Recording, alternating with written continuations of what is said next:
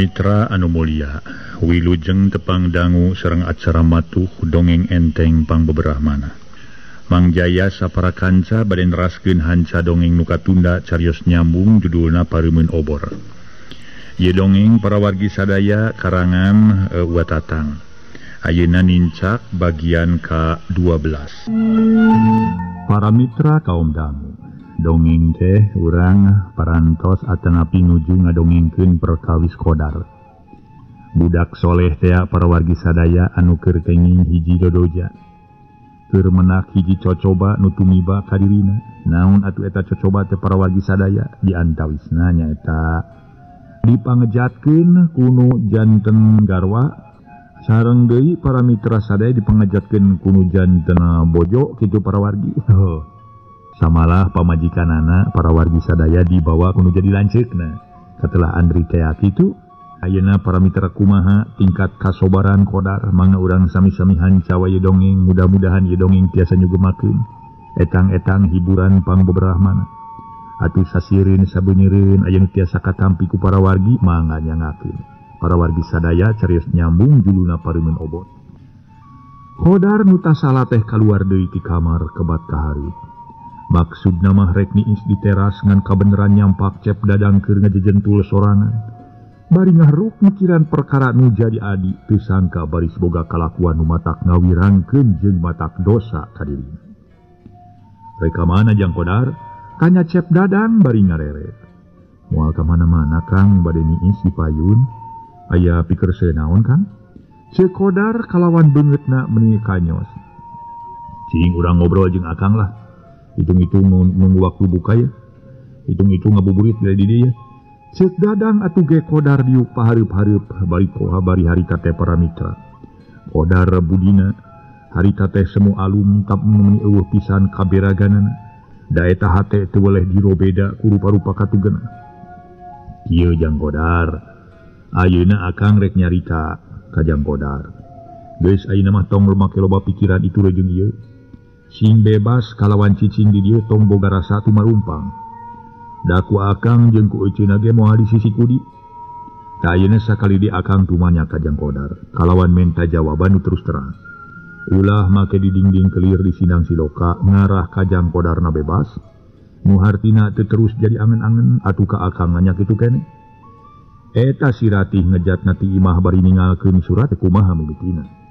Naha dimimitian ku pacogregan atawa naha dumeh Jang Qodar sok balikna saminggu sakali.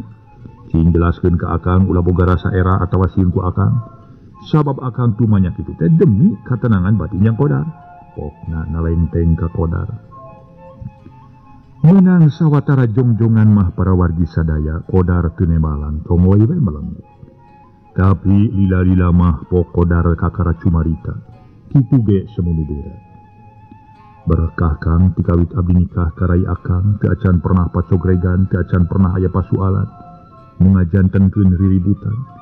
Temal Qodar memang nya para wargi sadaya. Keur manehna can pernah pacogregan jeung nu jadi pamajikan, samalah ku batur mah jadi pamujian pisan. Moal dumeh Jang Qodar balikna ukur saminggu sakali. Bari Jang Qodar aya di imah ukur sapoe-sapoeting. Gerati amek ka Jang Qodar. Cep dadang nanyakeun deui bari teu leupas tina paneuteupna. Ah henteu Kang teu bendur ratih mah. Eta sugan aya pasualan sejen. Cep dadang beuki talete. Teu naon-naon deui Kang malih waktos abdi miyos oge dina dinten Minggu. Bada asar teu bisa wios-wios. Munggu kaketang upami anjeunna ngaraos teu disugemakeun ku abdi mah. Muhun maksud teu disugemakeun teh boh tina urusan kaperyogian sadidinten, boh tina urusan abdi teu acan tiasa mangmeserkeun kawai-kawai acan ka anjeunna. Kantenan atuh abdi ge ari emutan mah nya kitu hoyong ngugemakeun sagala rupina. Mun kumaha atuh kaayaan batan sakieu, tantos ku salira Akang ge ka uning. Anu mawi dios Kang ayeuna mah. Abdi sakali deui bade nyangakeun tuang rai ka Akang. Nyangakeun getihna satetes rambutna salamar. Amekanana sadami diwangkid ieu abdi parantos teu ngagaduh-gaduh. Mun abdi panuhun ka salira Akang upami dikeresakeun teh mah ku Gusti anu Maha Suci. Tuang rai aya mulih margi ulah dibenduan. Maliha upami anjeunna ngangken kagungan deui raga katinung ka pameget nu sanes bari nyebatkeun pamegetna. Ngale ku akang tikahkeun deui. Jalan abdi mah parantos ridho henteu gaduh hate geneuk malik-meuk caang bulan 14. Sawangsuna upami teras ngahiji rumah tangga sareng abdi hawatos ka anjeunna ka. Dan nya kitu teh atuh sifat jalmi benten-benten. Aya paripaos laut jero tiasa diteuleman hate jalmi sok sanajan deet teu tiasa kakobe. Kitu perkawis pun bojo. Janten abdi teh teu tiasa neuliman hate pun bojo. Ari payuneun mah muhun teh sawios-wios luka sapangteureunana. Ceuk kodar keukeuh manehna nyerenkeun Nyimas Rati kanu jadi dahuan. Memang ari dina lahir mah kitu nyebutkeun ridho, nyebutkeun teu boga hate geneuk malik-meuk caang bulan 14. Tapi walahu alam ari batin mah para mitra. Da satu nyerina ge boga pamajikan keur meujeuhna gede liat aya nu mawa kabur. Oge keur kodar acan boga kayakinan nu pasti nah bener Nyimas Ratih pamajikanna teh ngejati rumah tangga teh jeung lanceukna nu katelah andri. Ye jang kodar sanajan jang kodar geus aya basa kitu ka diri akang nu artina jang kodar nyerenkeun Nyi Ratih. Adi akang bari si Ratih isuk ing pagetolah haloho ka dieu bari manehna ngaku yen aya anu mawa ku lalaki sejen lain muhrim. Akang mah teu ridho. Ari kudu ngawinkeun deui nu jadi adi tina jalan kitu kasebut mangejatkeun salaki di rumah tangga. Samalah ku akang moal di aku adi saumurna ge. Cenah eta akang boga keneh bapa, tetep nu jadi bapa ge moal dek ngampihan. Ongkohan nu jadi bapa geus masrahkeun ka akang rek beureum rek hideung kumaha akang. Ceuk paribasana disik-sik dikunyit-kunyit dicacag di walang-walang kali kumaha akang. Sabab inung bapa akang ngarasa era ku kalakuan adi akang. Hampir jadi sabibir hiji atuh adi akang sok aya nu mamawa ku lalaki lain muhrim. Lamun hade dicaritakeun geus aya kana 10 poena akang keur ngintip-ngintip hayang ngayakinkeun kana caritaan jelema kalayan hayang katingali ku panon sorangan. Paribasana teu nginjem ceuli teu nginjem mata. Kari-kari ayeuna akang maca surat ti manehna kitu. Jadi yakin sarupa kitu mah caritaan jelema teh lain jijieunnan lain dikarang. Moal jang kodar moal. Ku akang moal di aku adi sama rek terus na nyingkah dieu. Cep dadang bener-bener nafsuna. Ulah dugi ka kitu Kang, muhun saur akang moal diangkeun rai jalaran aya paripaos saburuk-burukna oge papan jati. Sae awon oge rai akang tur sakandung kumaha pami anjeunna lumpat kana jurang nu teu dipikarido ku Allah Subhanahu wa taala. Kasarna mati gebrus kana jurang maksiat. Ceuk kodar tetep nyare kana itikad cep dadang. Tapi keur cep dadang tetep ngabogaan pamadegan kitu moal ngaku adi ka Nyimas Ratih. Teu jang kodar teu. Keur akang tetep moal bisa ngarawatan jadi adi. Cenah eta manehna rek digebrus kana jurang kamaksiatan terserah. Tema cep dadang atuh jep kodar jempe. Sirah beuki melengu kapawura geus ngagulung. Kahariwang geus nyayang jeroeun dadana. Hariwang sotenan inggis jajaning geto cep dadang pareng tepung jeung Andri sokomo katingali babarengan jeung Nyimas Ratih. Anu tangtu cek timuruna kodar bakal nimulkeun kaributan gede. Samalah nu kacida dipikapaurna ku kodar mah inggis aya kajadian Rajapati babakuna keur kadiri cep dadang. Sabab geus yakin Andri teh kasebut jelema komplotan jahat. Hampir kadeukeut teh wanci magrib harita cep dadang ngobrol jeung kodar. Anu tetep keur kodar nyarek kana kakejeman cep dadang. Moal ngaku adi ka Nyimas Ratih. Samalah pamenta kodar mah Nyimas Ratih kudu terus dikawinkeun ngan teu bisa dituduhkeun ka sidadap si waruna. Setengah jam diantarana ti sabada ngawarangkong kacaturkeun ibu kayah jeung Mang Enon badegalna geus tarpi ka imah cep dadang reg ibu kayah ngaranna teras ngalirik ka badegana bari pok naros rada haharebosa. Bener ieu imahna cep dadang teh naon? Sumun dari ibu nani kade sumun-sumun bari lain sih hayo ke kami kaeraan. Terus bisa dieu sih. Temal Mang Enon geus kitu mah kalacat ibu kayah unga. Kana teras dituturkeun ku Mang Enon teras ibu kayah uluk salam. Assalamualaikum. Atuh cep dadang meuni curingha komo kodar mah sasat keur ngalamun. Teu kungsi nanyakeun deui kodar korejat asup. Korejat dadang ngampung kalawane malat. Waalaikumsalam.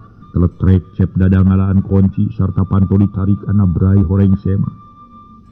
Wilujeng sonten Aden, saur ibu kayah bari mesem. Wilujeng sonten bade ka saha Bu? Tanya cep dadang bari nutup kana rarai ibu kayah bangun asa-asa. balik ka dieu we Aden mohon bade nepangan ka Aden maksad teh. Ke punten ibu dupi ibu teh saha teh anu ti mana teh nya. Cep Dadang talete. Upami percanten mah ibu teh kasebat mertuana Andri teh Aden, ibu mimin, ibu na mimin. Saur ibu kayah ngajelaskeun atuh puguh hati Qodar, mani ngaranjug ngadenge semah nyebutkeun mitohana Andri. Ya Allah Gusti nu Maha Agung. Aduh, punten ibu sanes abdi pura-pura atan api gaduh raos nyurigakeun. Mun salaresna mah hilap deui abdi teh panyanten teh sanes ibu neng mimin. Mangga ibu lingi mangga. Cep Dadang kakara ingetkeun kala wanita unggah. Bus ibu kayah dituturkeun ku Mang Enon Arasu. Gini eta Cep Qodar kalarsan aya di dieu. Saur ibu kayah name uningaeun aya Qodar di dinya. Sumuhun Bu kumaha daramang sadayana. Temal Qodar semu guguk bari nyorongkrong sasalaman. Pangesto dina wangkid ieu mah Aden, oge Asep aya daramang sadayana Aden. Ibu kayah name naros ka Cep Dadang. Alhamdulillah waktu si imah ibu dupi bapa sareng neng kumaha bari lujeng. Tema Cep Dadang gek dieu.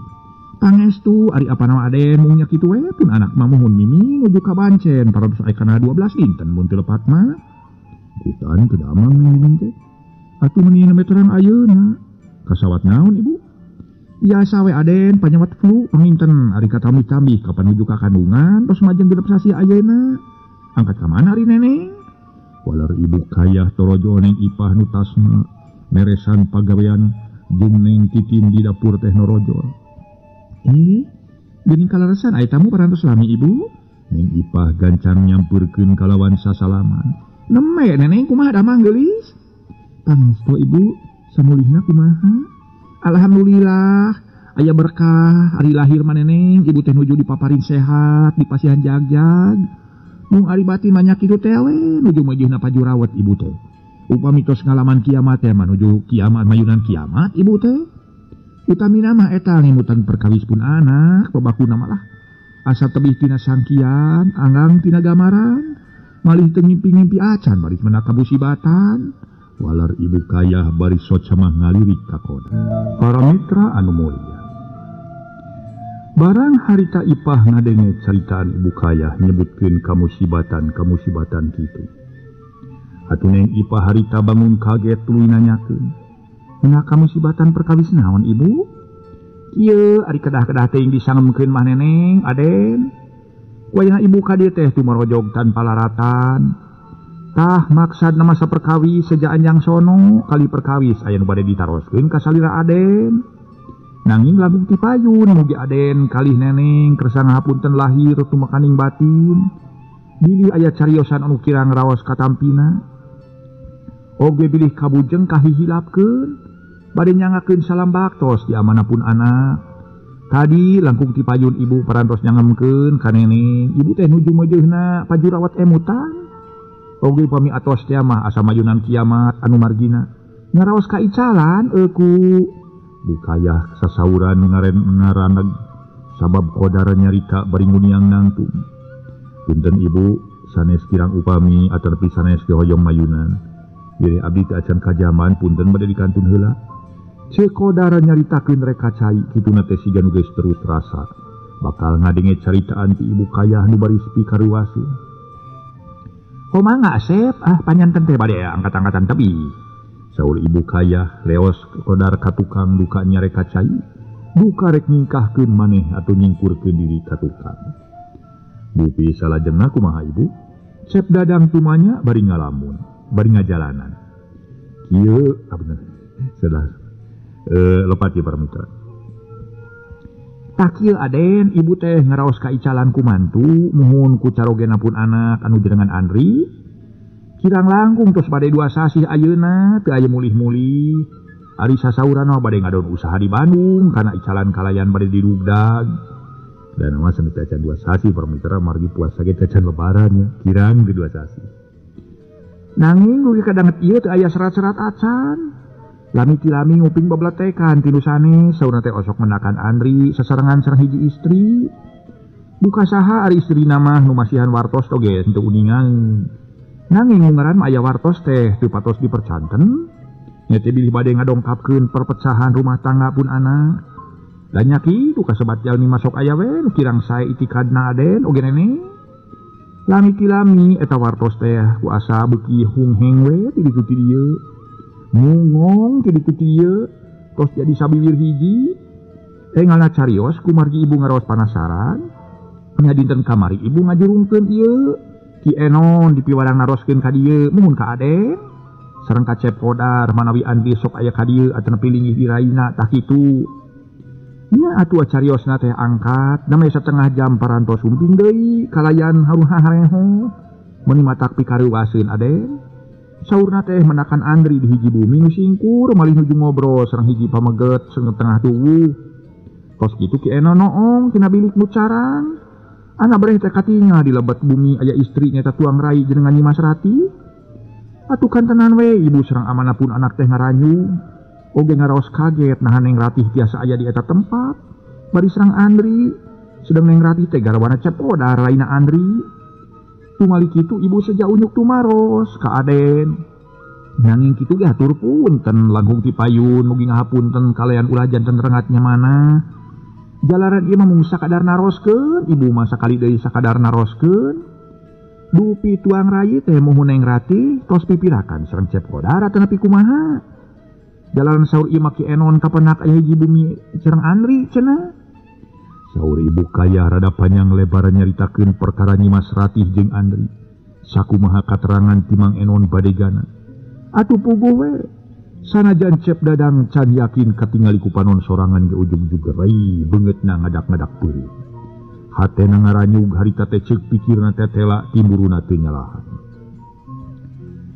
eta leres mang katingal kieu ku mang yen di lebet hiji bumi aya pun adi sareng Andri Cep Dadang siga nu panasaran hayang ngayakinkeun deui tumanya ka Mang Enon nu keur tungkul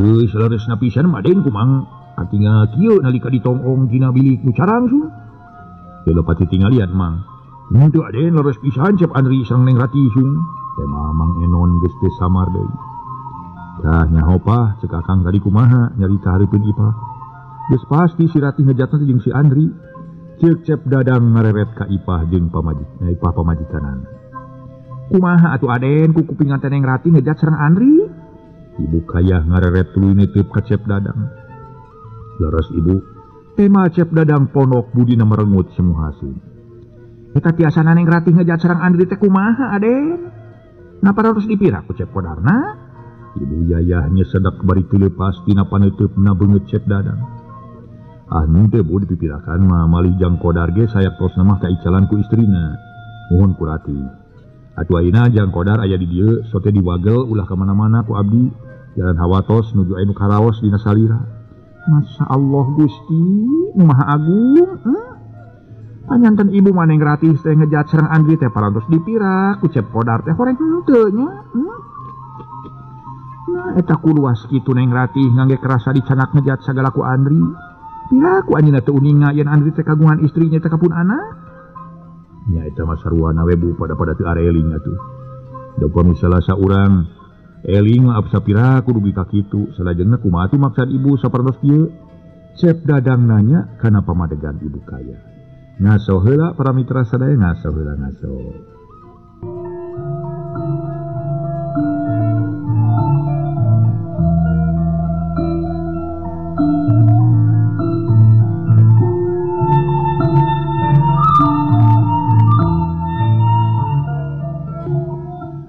para mitra kaum dangu baku saya sirine sadaya di siaran di tepugu sinate itu ngaganggu bisa aja para wargi saya keur ngadongeng aduh mangga para wargi ngomong lah etang-etang ieu we naon teh intermezzo kitu ulah dari teuing atuh ngadangukeun dongeng teh para wargi sadaya ngabandungan dongeng teh mereka sedih aduh hawatos eta cenah ku Jang Kodar menina langsa kumaha cenah lamun eta hal eta teh tumuba ka diri kuring cenah kitu para wargi sadaya nepi ka merengut ulah da namina ge dongeng ulah nalangsa ulah kacacanakeun nalangsa para wargi hiburan we mun hiburan kedah nalangsa mah teu puguh mangga urang teraskeun para mitra carios nyambung judulna nyaeta Pareumeuh mangga urang lajengkeun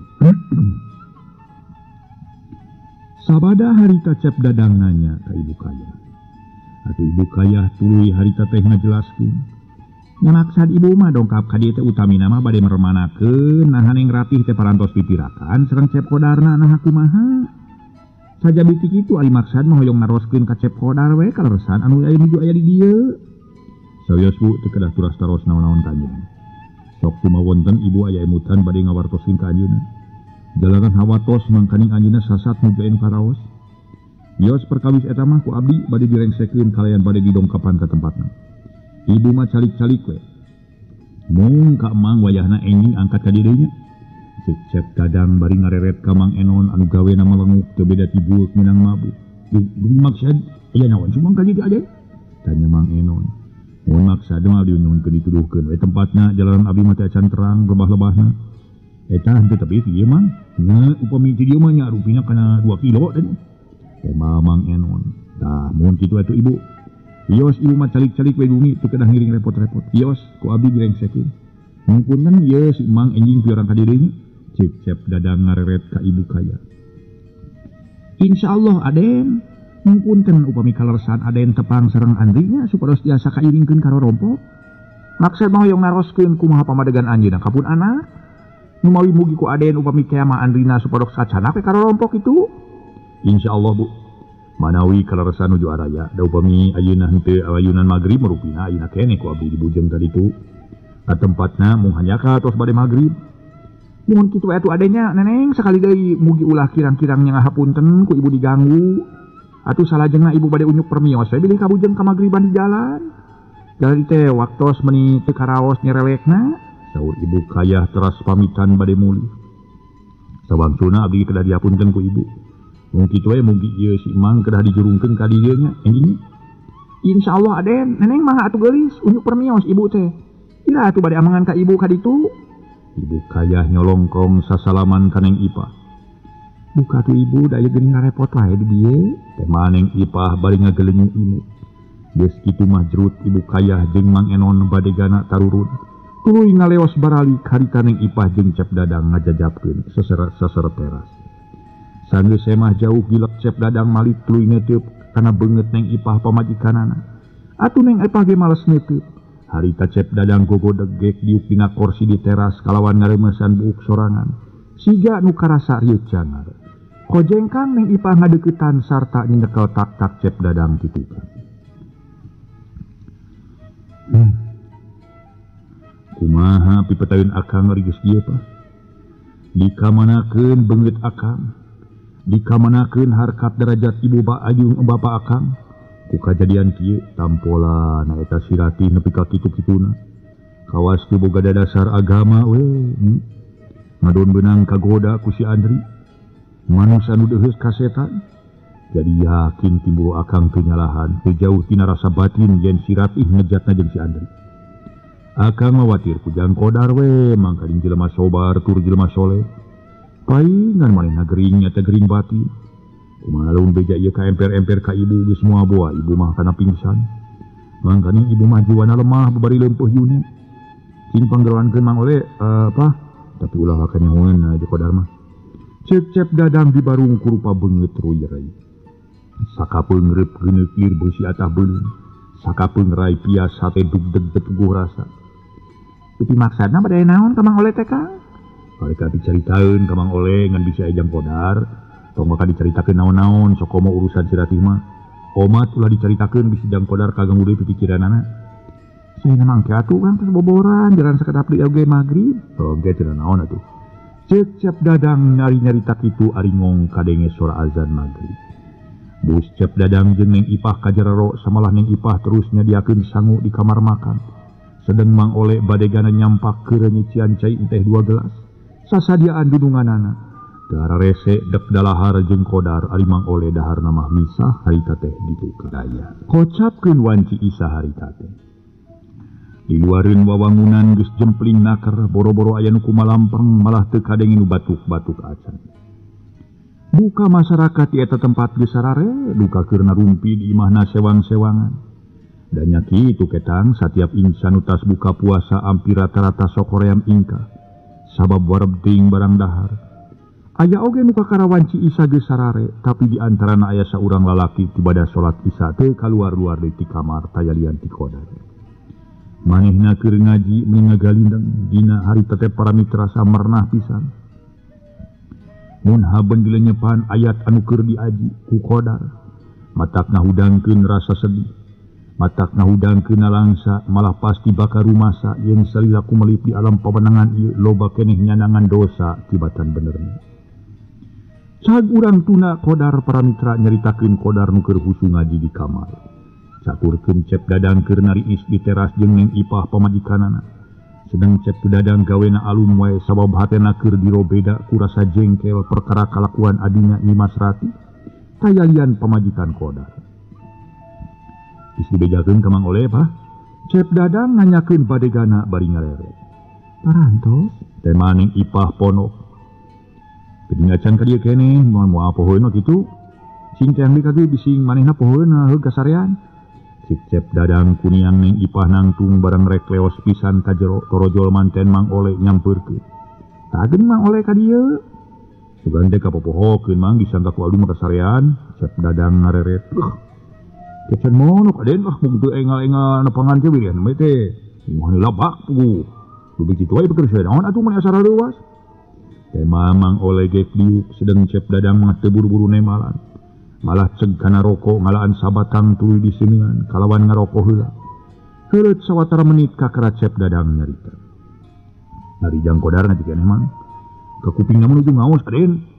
Mun sanes ku kitunya aya ku husuna keur anjeunna mah kana ngalaksanakeun ibadah teh den. Sareng eta kana ngaosna mun matak nari kana ati. Malih mah neme teh hate Mang meniting seredet sok ras inget kana dosa perdosaan aden. Ceuk Mang Oleh nyarita semudu marida. Dan nyamang lain abdi ngalelewe keur manehna mah kacida husuna kana ibadah teh atuh dina kasabaranana cukup deui. Akhirna mah sok ngerasa watir we abdi manang. Ngan sabalikna keur abdi keur adi abdi nyata si Ratih lain ngarasa bagja lain ngarasa bungah boga salaki sobar jeung soleh teh. Malah sabalikna jadi teu euceug. Puguh lamun abdi teu inget kana waktu mah ieu kasebut bulan suci. Waktu ngalaksanakeun ibadah puasa kalawan pitahan nang merangan hawa nafsu, dah kawasna. Tadi dia geus ngapeuleung manten bari wallahu alam kumaha akibateunana. Ngan untungnya diberi kekuatan ngalawan pangajak setan. Cep Dadang puguh Mang Oleh badegana ngarasa kaget. Ku ngadenge caritaan kitu tinu jadi dunia. Oi, kunaon aden mau nyebatkeun Neng Ratih janten teu ceruk sagala. Mang Oleh neuteup seukeut. Nya teu cereug we da tadi ge basa aya semah ka dieu Mang Oleh mah nyaon teu. Terang henteu mung tadi kawartosan ku Neng Titin saurna teh. Aya tamu istri sareng badegana upi kitu. Tamu di mana teh aden? Indungna Neng Mimin mitohana lanceuk jang Qadar. Mertua Cep Andri punten nya. Nya mitohana Andri.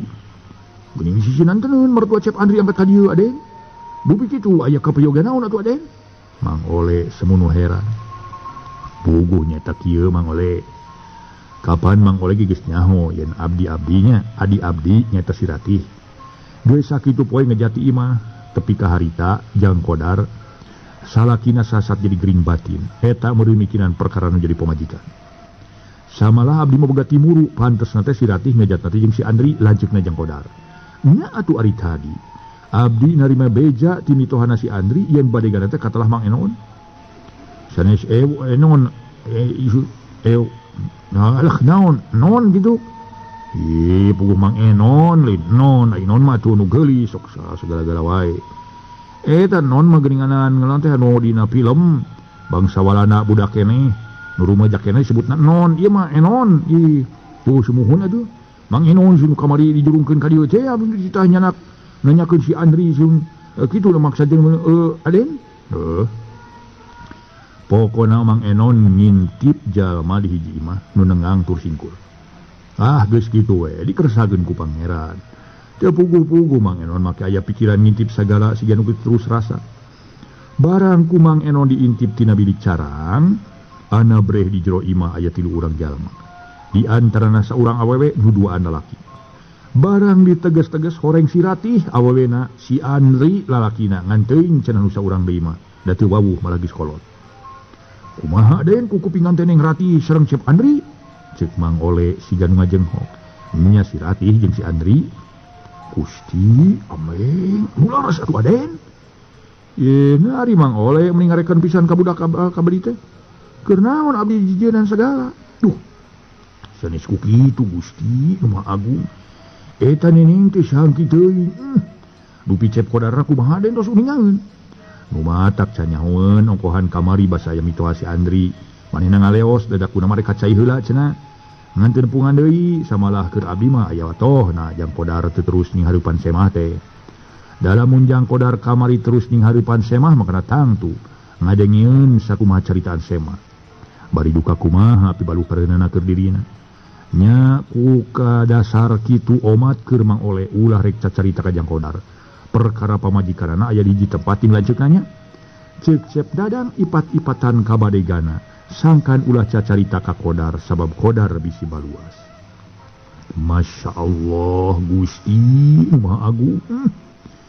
Eta nengratih duga ka kitu-kituna. Dupi salajengna kumaha atuh maksad aden teh tos kieu aden. Nah bari diantep wae sumun nu dimaksad teh moal dilereskeun. Jalan hawa tos atuh Mang makecep kodar mangkaling sakitu solehna, sakitu sobarna. Cek Mang Oleh jadi milu mangwatirkeun ku kodar. Sanes kuk eta Cep Andri na dia ku telengesna keur luas ngiwat istri rai. Saja biti kitu kapan anjeunna teh kagungan garwa. Atuh pami ayeuna palai kagungan deui garwa tuh matak naon kanu sanes nu lengo. Ulah nyanak istri nu janten rai. Jadi timueuh kangge Mang mah ngaros panas hate aden nyaan. Sumpahna ede kumaha malah. Taina Mang bade tumaros ka aden eta kinten-kintenna aden bade ngawidian ka Mang. Pokna deui bari ku ayeuna beungeut Mang Oleh jadi semu beureum siga nu nafsu. Midinan kumaha mah? Sumun ku Mang mah dijora gue enjing bios masin Cep Andri kasebat anom keneh ge. Acara pi salirana sesege. Da ku Mang mah moal ditinggal anomna, moal ditinggal sesegna. Sok sanajan jangkung moal ditarajean ku Mang mah. Anjeunna bade ngajak jojo patutunggalan begalan pati sareng Mang. Dah moal burung dising hareupan ku Mang mah. Bade ngajalankeun kasar mangga, bade ngajalankeun lemes moal burung daladenan. Cobi kumaha pangebut aden. Nah aden bade ngawidian ke Mang. Munu dimaksad ku Mang bade dijora we ka tempatna. Tuman atuh aden jalmi kitu diantep wae mah. Dili janten nular kanu sanes. Sajabiti itu piraku aden bade raos, bade calik-calik we dileyak mastaka ku jalmi kitu. Bade dikamanakeun harkat derajat salira aden. Sareng janten Ibu Rama. Pami aden bade ngawidian moal bade enjing dipagetokeun ayeuna keneh Mang mios. Cek Mang Oleh. Jadi nafsu lamun ku kitu teh mah Mang teu ngeunahkeun ku kalakuan Andri anu geus wani ngiwat pamajikan adina. Harita Cep Dadang can sare can mere kaputusan sabab kaburu eng ipah pamajikanna milu nyarita. Ulah ari Mang kudu ngajalankeun kitu mah Mang. Lain abdi teu narimakeun kana kasatian Mang ka Kang Dadang. Ngan kudu inget urang teh yeuh kapan ayeuna mah bulan naon. Sajabati kitu kapan Mang teh keur ngalakonan ibadah. Hiji ibadah nu mulia nyata keur ngalakonan puasa. Sedeng urang ngalakonan puasa eta lain sakadar nahan lapar nahan hanaang hayang minum wae. Tapi pokok pangkal nu utama nyata kudu kuat nahan hawa nafsu. Nu baris gagalna permaksudan urang dina ngalaksanakeun ibadah puasa. Puguh lamun rek nurutkeun hawa nafsu mah tong boroning Mang atawa Kang Dadang kasebut lalaki. Sanajan abdi ge kasebut jiwa awewe Mang cuakeun.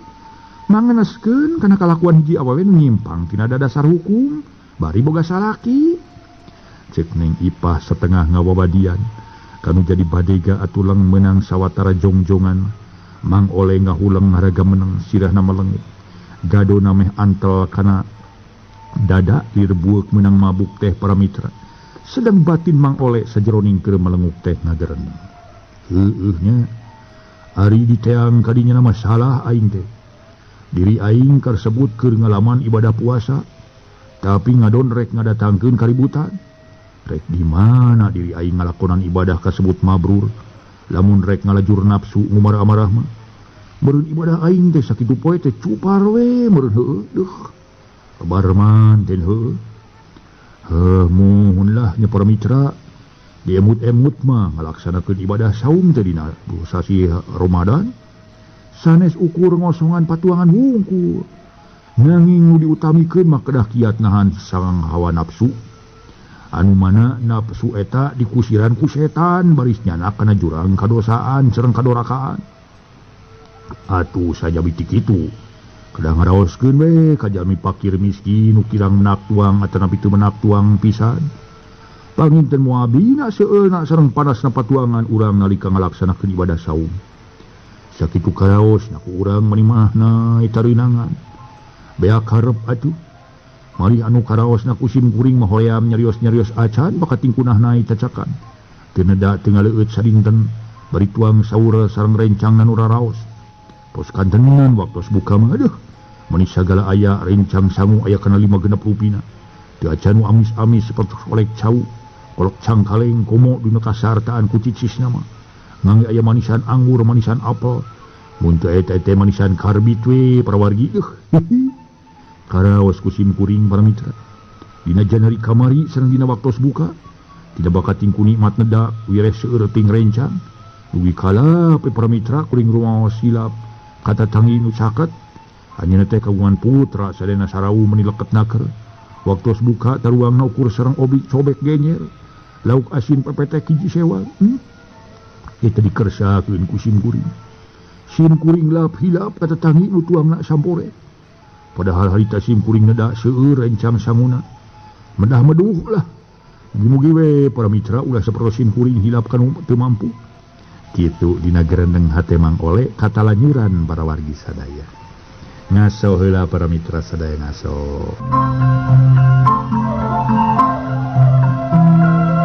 Para mitra sadaya, harita para wargi Mang Ole kata lanyuran make gerentes dina hatena.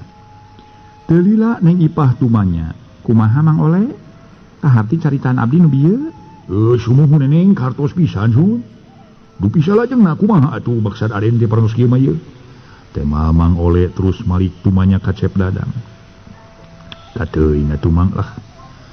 Abdi ge akhirna mah ngarasa bingung ye kudu kumaha nu dipilampah ku abdi. Didatangan ka tempatna sok sieun ngajadikeun hiji kaributan jeung lalakina. Ari teu didatangan memang teu ngeunah we nu jadi adi dilurujit bari ka arunya ka salakina. Mangkaning ku Mang Ole ge tu kanyahoan jang kodar sakitu bodona sakitu sobarna. Cep Dadang ku ayeuna boga rasa bingung pilakueun. Pokona mah kahalangan ku perkara anu keur ngalakonan ibadah puasa sok sieun manehna teu kuat nahan pinapsueun. Sumuhun Aden, upami ku Aden teu disumpingan ka tempatna sami sareng Aden dihina ku pihak pamegetna calik-calik bae. Atuh saja lebih ti kitu bilih disangki ku mertua Andri mah Aden teh teu aya tanggal waler kitu dianggap saruana. Bisa kompet daunkeun sun maksad teh kitu tah. Atuh salajengna nya kitu teh we atuh Aden sun. Hartosna mah cobi atuh neneng lah. Bantos ngemutan kedah kumaha pisaeunana supados ngadampal kana paripaos caina herang laukna kenging mun caina laukna beunang kitu maksad teh. Cep Mang Ole malik tumanya kaneng ipah nu hartina menta pandangan. Kumaha pamikia tukang Dadang sateacan Kang Dadang enjing kaditunya sareng badega mertuana Andri. Nah teu aya lepatna upami sina dipaluruh heula ku Mang Ole. Nah leretes latih aya di ditu. Upami ujug-ujug kaditu mah cantos curigaeun tak kumaha upami Kang Dadang ada nepi ku Mang Ole heula dipaluruh kaditu aya teu ayana Kang. Neng ipah mere pandangan. Nyak itu teu naon eta kumaha kira-kira Mang Ole sanggup. Cep Dadang ngareret ka badegana sarta nanya. Insyaallah upami ku Aden di piwarang mah. Mung di mana Mang Patepang sareng Neng Rati kumaha? Nah di piwarang ka dieu atawa nepi entong? Mang Ole nyanggupan.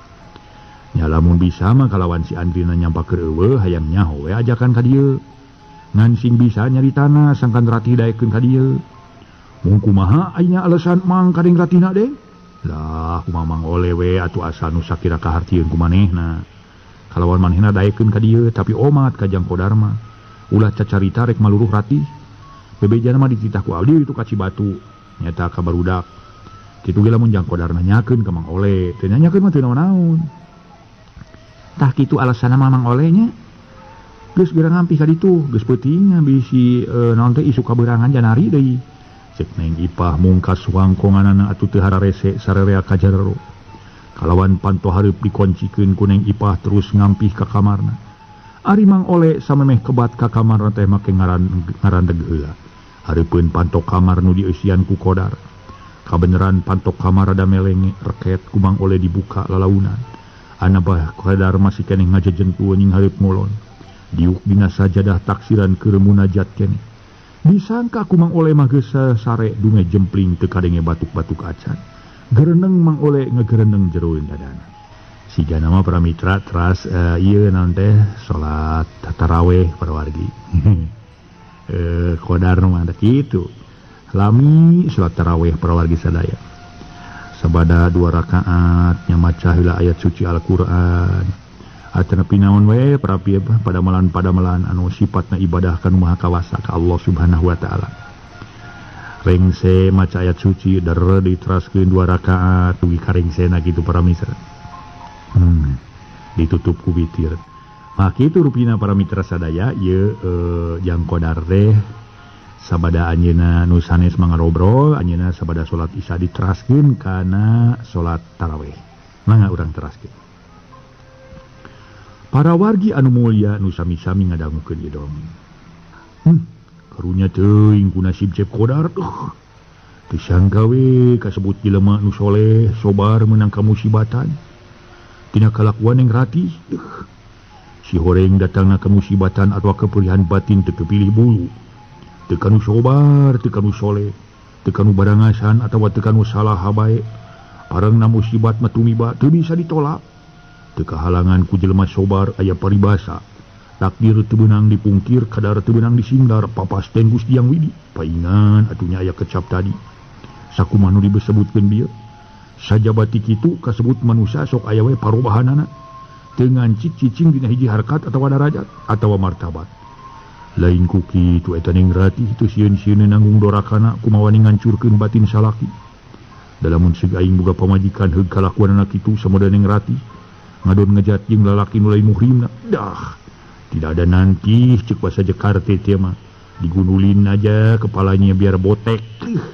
Geus botek herang boncenang mah. Lah. Kali dikletrak 7 likur kali. Malah Cep Qadar kalalaban gering ngalang layung. Bari watir we aing mah. Bati watir nulungan kumaha nulunganana, ngubaran kumaha ngubaranana. Kuan gering batin mah eueuh piubareunana di.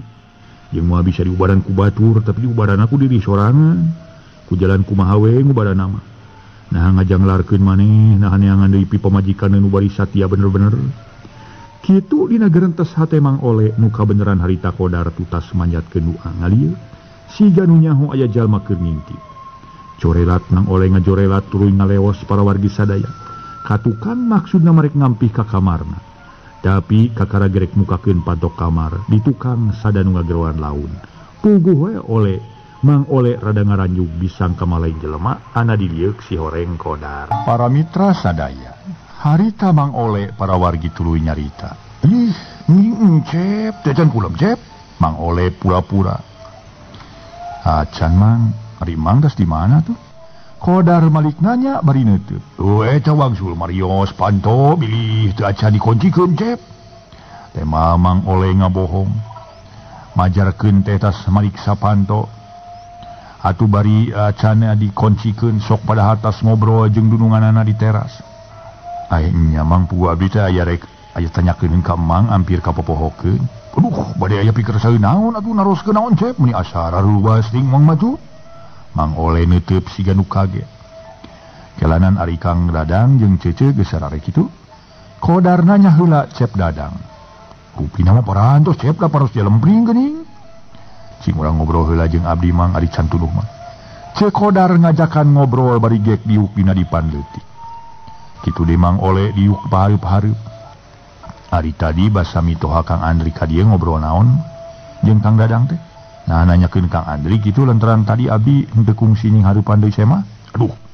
Rupina mah naroskeun Cep Andri jalanan Mang mah da teu ngiring mayunan atuh. Mungku timuruk Mang mah kana kitunan Cep. Cek Mang Oleh siga nu pura-pura teu nyaho padahal naon rupa nu diceritakeun ku ibu kaya. Ti mimiti datang nepi ka balikna ge ku Mang Oleh ngadengeng samalah ku Cep Dadang dununganana dititah maluruh nyimas rati ka tempat panuduhan Mang Enon bade gana ibu kaya. Lain ku kitu Mang abdi mah. Tadi Mang ngeureuskeun ku caritaan Kang Dadang. Mang ngeureuskeun kumaha Cep? Mang Oleh semua neuteub. nya tadi nyarita kieu ka abdi samemeh aya sema ratih muarek di aku adi samalah lamun aya ka dieu moal beunang cicing di dieu jelas nama rek terus diusir ari kahayang abdi meulah kitu lantaran hari goreng adi sorangan turus sakanu samalah kahayang abdi mah lamun ratih aya di ka dieu sina tuluy dikawinkeun jeung lalakina nu mawa ngejat manehna lantaran abdi we tadi terus geus masrahkeun ka Kang Dadang. Muhartina ti waktu ieu abdi geus teu ngaboga-boga diri ratih. Mana kitu ge geus milik diri abdi mang kudu manyanga kapulihan batin. Aya alusna lamun segeratih terus dikawinkeun kanu ayeuna. Sabalikna manyang jeung abdi karunya. Nu tangtu keur abdi moal bisa nyenangkeun, moal bisa nyubadana nu samistina. Sedeng manehna kasebut ngora keneh keur meujeuna loba pangaresep, loba kahayang. Nu matak engke mah di mana emang keurine. Atuh Kang Dadang keur kaayaan tenang. Heug bere pandangan ku emang sangkan Kang Dadang sadar teu boga itikat goreng kanu jadi adi. Pira ku manehna teu ngarti perkara jodopati. Bagja cilaka lain manusia nu nangtukeun. Ceuk Qodar nyarita dumareda. Asep. Paralun hapunten anu kasuhun Asep lah. Sanes emang nolak kanak pamulut Asep kedah masian pandangan ka Aden sun. Nu taya bentena atuh sapertos ngadampal peripaos ngalungan uyah ka laut ngawarah hojai kamari Aden. Sakinten upami anjeunna nampi kana pemandangan ti emang. Kumaha lamun henteu bari anjeunna teras benu ka emang. Numawi sang emang mah kangge salira Asep atos we ulah seurting emutan. Cenah eta perkawis neng ratih kagungan itikat kitu sawiyo sangakeun we ka Den Dadang rakana. Kapan saur Asep? Tadi parantos nyebatkeun teu ngagaduh-gaduh getihna satete selamutna salamar amakanana sadami. Parantos disangakeun ku Asep ka rakana. Bade naon deui mah naon deui emutan ku Asep cing. Cenah eta Den Dadang kaliasan sauran nyebatkeun moal ngangkeun rai ka Neng Ratih. Tangtos we jalan anjeunna ge ngaraos isin atuh ku umum. Sajabiti kitu mah hawatoskeun panginten ka Asep. Cek Mang Ole jep geus digitukeun mah Qodar teu nemal deui. Luk tungkul tapi tekung silila pok Qodar nyarita deui. Ngaso heula para wargi sadaya ngaso. Ngaso heula salse we ngadongeng atuh para wargi. Carios nyambung nu keur dihanca ku Mang Jaya nyaeta pareumeuun obor. Ngaso heula para mitra sadaya ngaso heula ngaso. Para mitra kaum damu, harita para mitra Qodar tuluy nyarita. Nah saha lalaki nu mau ngejat pamajikan abdi teh atuh mah asa piraku dibawa ngejat kudu jadi lanceuk abdi onaman. Nyaeta ku Kang Andri. Tapi Kang Dadang kasawangna ku abdi masih gan boga timuru ka Kang Andri. Eta sugan emang sarua jeung Kang Dadang boga timuru ka lanceuk abdi. Qodar sigan ngungkalkeun kana pamadegan Mang Ole. Hah? Buka atuh Asep kanggo Mang mah teu tiasa nuduh ka si dadap ka si waru sumuhun. Nanging engke sifat ilmu nu kagungan lampah awon mah Asep pasti bakal kauninga atuh. Duka kauninga ku saudara Asep, duka kauninga saur tinu sanes. Anu mawi sang emang mah Asep. Ulah seueur teuing nu diemutan teuing ieu, hayo ke bilih teu damang. Nah Asep teu lebar ku salira ku anjeun. Nah Asep teu percanten kanu maha kawasa. Tos geura kulam ayeuna mah bilih puyeuh-puyeng, cek Mang Ole. Geus kitu mah teu hararese Qodar ngoloyong asup ka kamar. Kitu de Mang Ole ngampih ka kamarna tuluy sare. Ari Qodar mah sanajan geus ka kamar oge kalawan geus ngedeng weleh teu daek sare. Hate asa beuki pajurawat teu genah rasa. Geus ngedeng ngorejat di hudang tuluy ngajejentul diuk dina kasur. Bari ngahurun balung ku tulang. Renghap Qodar narik napas jero. Ras inget kana beja ti jumena sobatna. Ras inget kana beja ti Rodi heam seuneu amarah asa ngarerab sakujur awak. Timbul nafsu ngagugudung. Waktu harita keur meujeuhna jemplang-jempling Qodar ngalaman tarung perangan pangajak setan. Gerendeng Qodar ngagerendeng jero dadana. Tapi lain gerendeng kecap nu asli ieu mah kecap sang setan. Nu mangaruhan kana jalan nu teu dipirido ku Allah Subhanahu wa taala. Qodar. Moal untungna sia moal jadi kasenangan diri anjeun ngagugu kana kasobaran bae mah deuleu. Malah matak jadi ruksak keur diri sia deuleu. Malah jadi seungseurikeun batur hirup sia teu beda ti keuyeub apu. Eueuh hartina sia jadi jiwa lalaki nu kudu beunang dihina ditincak sirah ku awewe deuleu.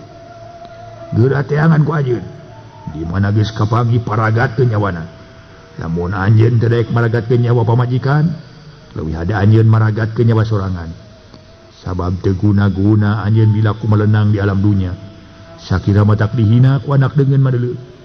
Sok buru-buru gerak keluar anjeun di kamar. Tu cokot di dapur epeso jeung bedog sareukeut. Teu guna-guna anjeun panjang umur bari bakal jadi kekesen. Jadi seungseureukeuneun batur. Ayo buru-buru gerak keluar. Gerak keluar cokot peso atau bedog nu seukeut. Da moal nyeri moal. Kitu gerentes caritaan para mitra sang setan teh anu ngagoda. Kolosod kodar harita para mitra turun tina tempat sarena tuluy ngojengkang keluar ti kamar. Leos ka tukang malah asup ka dapur rutret. Panon kodar rutreret breh katingali peso dapur ngagoler luhur meja leutik. Mangkaning ti beurangna meunang ngasah mang oleh meuni seukeut naker. Ragamang kodar ngarampak kana peso ceg dicokot dirampas seukeutna. Ragamang nyekel beheung bari ngareret kana lawang nu kapatengahan. Kojengkang ngalengkah muka tulak panto nu kapipir. Sanggeus panto muka terus kaluar reg eureun. Pipireun imah anu suni.